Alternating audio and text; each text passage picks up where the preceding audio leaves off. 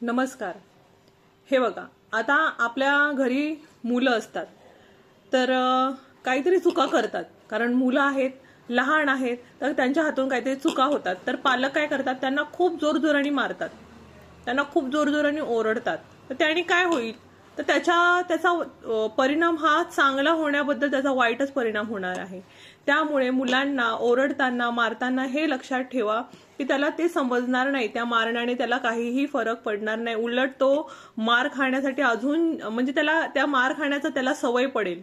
मग त्यामुळे त्याला न मारता त्याला समजून सांगा, त्याला विचारा काय झालेलं आहे, कसं चुकलं, त्याची जी चूक आहे ती शब्दात त्याला सांगा. मारण्यापेक्षा त्याला त्या शब्दात समजून सांगण्यामध्ये म्हणजे त्याच्याबद्दल तुम्ही त्या चुकीबद्दल तुम्ही विचार करून त्याला बोला की तू कशी चूक केलीस. फक्त आणि राग हा प्रत्येकालाच येतो आणि रागाचे वेगवेगळे प्रकार आहेत. कोणी ओरडून राग व्यक्त करतं, कोणी मारून राग व्यक्त करतं. मात्र त्या मुलांना त्याची सवय होऊन जाते की आपले आई वडील पालक काय करतायत तर रोजच ओरडतात. मग त्याला त्याचा काहीच फरक पडत नाही. मग त्याला समजून सांगा की हे असं का झालं, असं का चुकलं, असं चुकू नकोस पुन्हा. तर चुकल्यानंतर काय त्याचा परिणाम होतो हे त्याला समजून सांगा. जोपर्यंत तुम्ही त्याला समजून सांगणार नाही ना, तर त्याला मारून काही फरक पडणार नाही.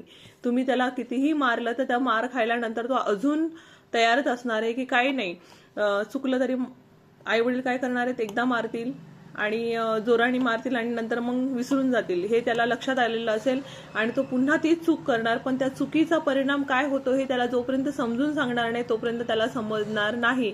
कारण ते लहान मुलं आहेत. तर मुलांना तुम्ही जितकं चांगलं समजवणार ते तेवढंच चांगलं मूल घडणार आहे. आणि आपलं बघून मुलं काय करतात, अनुकरण करतात. आपण जर त्यांना जोराने काही वाईट बोललो का ते दुसऱ्याला तशाच प्रकारे बोलण्याचा प्रयत्न करतात. मग त्यावेळेस इतरांना बोलल्यानंतर आपल्याला राग येतो, कारण हा आपणच बोललेला असतो कुठेतरी आणि ते आपलं अनुकरण करतात. त्यामुळे हे लक्षात ठेवा, आपण बोलण्याच्या पहिले 4 शब्द आपण 4 वेळा विचार करा की आपण काय बोलतो आहेत. जर आपण हा विचार नाही केला तर त्याचा परिणाम हा वाईटच होणार आहे. आपण जर एकदा मारलं ना तर त्याला माहिती आहे, असं सटकन मारलं ना की काम होतं हे त्याला, कारण हे त्याने स्वतः अनुभवलेलं असतं. मग तो पण काय करतो, कुठला मित्र असेल तर त्याला सटकन मारतो. पण हे चुकीची पद्धत आहे. आपलंच अनुकरण हे आपली मुलं करतात. त्यामुळे जर तुम्हाला तुमच्या मुलांना चांगल्या सवयी लावायच्या असतील तर तुम्ही अजिबात त्याला मारूही नका आणि जोरजोरात ओरडूही नका त्याला, आणि वाईट शब्दही त्याच्यासमोर काढू नका. धन्यवाद. थँक्यू.